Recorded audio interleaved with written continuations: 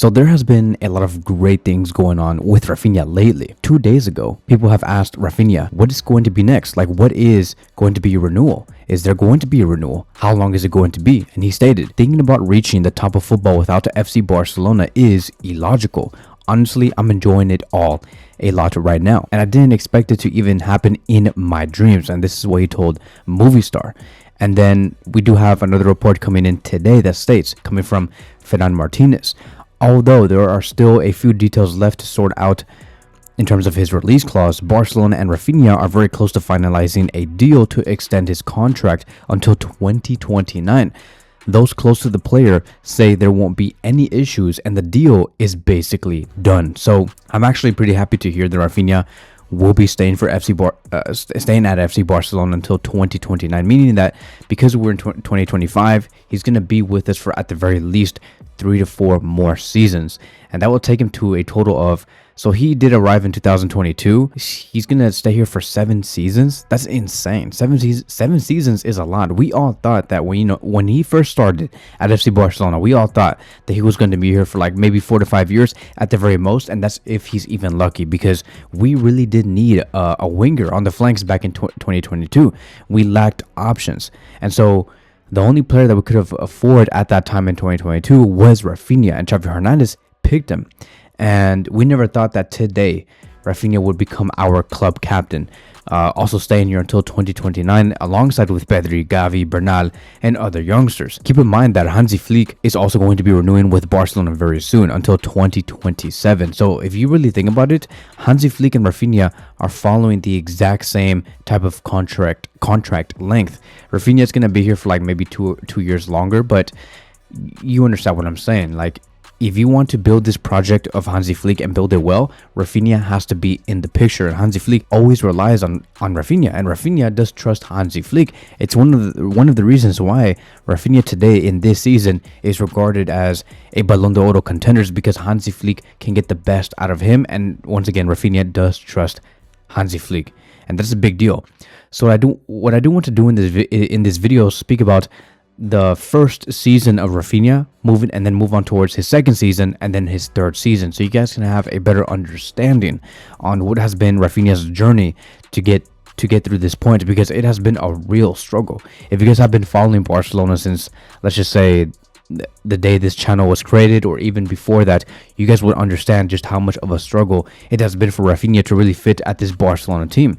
So he had to go through some hurdles. And let's talk about the first season, right? I would just call this the promising beginning, because when Raphinha joined FC Barcelona from Leeds in the summer of 2022, it was for a total of 60 million euros. Everybody was questioning, why would Barcelona spend this much on a Brazilian player that was not even considered Brazilian at that time, right? Because everybody was saying, oh, he's a fake Brazilian. He's nowhere near like in the technicality of Neymar or Vinicius. Barcelona are wasting a lot of money by spending 58 to 60 million euros on the player. But this was his debut season, and he operated primarily as a right winger, using his strong left foot to cut inside and create chances. Even though we saw him do well with Leeds and save Leeds from relegation, when he came to FC Barcelona, he was seen as a very one-dimensional player, somebody who, even though he tried to cut inside and create chances, he was not at the same level of Dembele at that time, and people expected for Raphinha to deliver at the exact same level of Dembele in 2022. But the best and most strongest points that he had was to run down the flank and just make those crosses and nothing more, right? He tried to create chances. He was ordered to do that, but none of his through balls were going through at all. And he was adapting through a new league, playing under Xavi Hernandez. He showed glimpses of brilliance here and there. His work rate was also really good. His technical quality was okay. I would give it like a 7 out of 10 at that time. And Xavi Hernandez tried to fit in Dembele and Raphinha at the same time, and sometimes he did place Raphinha on the left flank position, and it was not his best position. And even Raphinha had to tell Xavi Hernandez, and he said, hey, look, I'm not comfortable playing on the left side. I was signed up to play on the right wing, which is where Dembele played. But Xavi Hernandez said, no, the ideal thing to do was to have Dembele on the right and Raphinha, right, on the left. But Raphinha did not like that. If you go back to that match against Bayern Munich, you would understand what I mean. Back in 2022, Raphinha looked very uncomfortable. So in total, In La Liga, he made 36 appearances, 7 goals and 7 assists, with 2,072 minutes played and 25 starts. In all competitions, he had 10 goals and 12 assists. So these were decent numbers. It could have for sure be heightened, but at the time, it was okay for his debut season. And through that season as well, Raphinha did make important contributions, even though there was a lot of, I would just say, consistencies, right? Like inconsistencies. I mean, like people were saying that, Raphinha shows up here for 2 games, but he disappears in the next 2 or in the next 3. And Raphinha did even highlight that he felt undervalued under Xavi's management.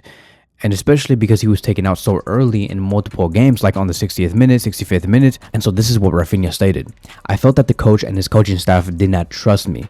When there was no one else to play, they would let me play 90 minutes. I would give it my all. But when they had the chance to put in another player in my place, the coach did it without hesitation. And this is him saying this like very recently. This was back on May 5th, 2025. So he was really upset with the fact that, like even though he was doing okay and he was starting to get consistent, he was taken off very early.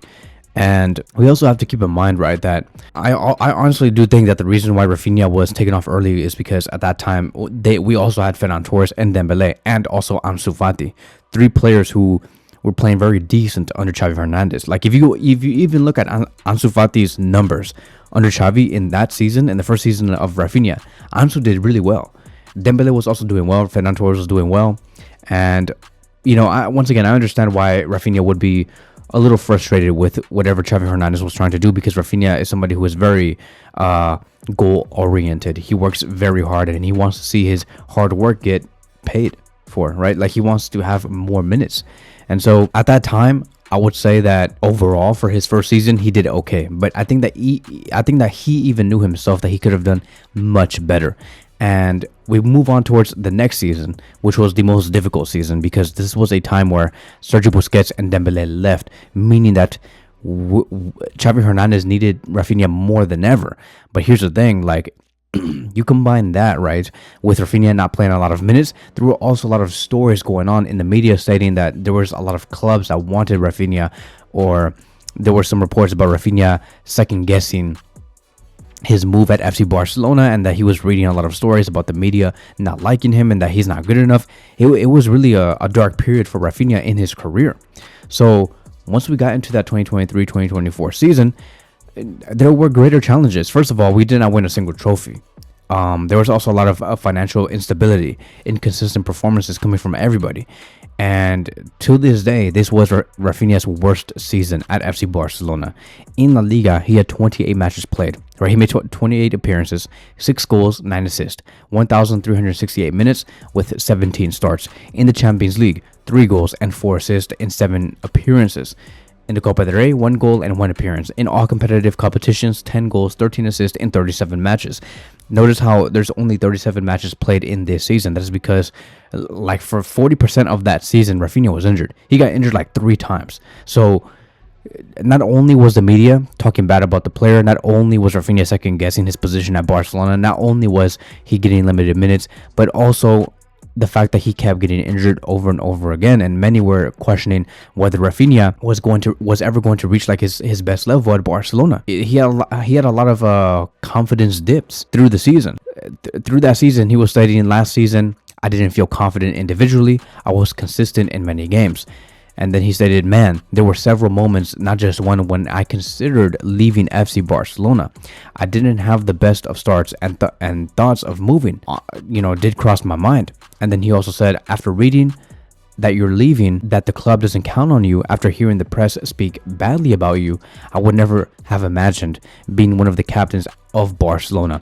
I'm very excited inside the dressing room. People trust me. This moves you and makes you feel much more important. And this was a quote that was taken after the 2023-2024 season, or around the end of that season. But Raphinha said time and time again that he just did not like his position at the club. And, with almost 2 seasons completed, knowing that this was a trophyless season as well, at the same time, the big news started to come in, because we started to see teams like Arsenal and Manchester United become very interested in Raphinha. And there was also like clubs in Saudi Arabia that wanted Raphinha. Al Hilal and Al Nasser who were prepared to bid around 100 million euros for the player, and even give Raphinha 1 billion euros for like a 4 to 5 year contract. And or even Arsenal was ready to prepare a bid for 90 to 100 million euros. So there were so many reasons in the world to sell Raphinha. And Barcelona needed money. Raphinha was not doing well at the club. He was unhappy. Maybe he was also considering all the money that he could have received. Like, for example, he also admitted a few months ago, and he stated, "Someone sent me news of the offer from Saudi Arabia." And honestly, I was very surprised because the numbers are very, very high. Honestly, if I had received this offer last year, I think I would have gone. At that time, I was in a bit of a psychological breakdown, which is what we were talking about. And this offer would solve everything in my life, my wife's life, and my family's life. It was an amount of money that would change our lives completely. So once again, there were so many reasons in the world why Raphinha should have left back in that summer of 2024 after having a horrible 2023-2024 season. But Xavi came in the last minute, and he said that you need to continue here, regardless whether I'm going to have continuity as a coach of Barcelona or not. You must stay here. And he convinced Raphinha. And once he was convinced and Xavi Hernandez left, Hansi Flick came in and spoke about him even more. And he said, look, whatever Xavi said, he was right, because I also count on you. I also have different plans for you, and I can get you to an even higher level. So Xavi Hernandez and Hansi Flick both played a huge role on Raphinha continuing at Barcelona, because like I've said, the media, the performances, like all these inconsistencies, the fact that he couldn't play as much as he wanted to, Raphinha could have left. But thank God that he was convinced, because once we got into the 2024-2025 season, we all know how this season has turned out for him. This was, to me, probably the most dramatic resurgence I have ever seen coming from a player. There has been a lot of players that I have seen in the past 10 to 15 years of me watching football, maybe even more. I mean, I'm 27, so I started watching football like at 9 or 10 years old. So I would say about in the past 15 to 20 years, I think that the one player that has had the best comeback or turnaround season has been Raphinha. Like, it just has to be, right? Because this season he was granted the freedom to be more central, to have more tactical trust, to make more runs behind the defensive line, to be more daring, to shoot the ball more, to make more key passes that might seem like, you could misplace that pass and it could evolve into a counterattack against you. But Hansi Flick said, I want you to take high risk. Go out there, go play on the left wing, and be more high risk. Do whatever you feel like doing, because it's okay. My football is all about high risk.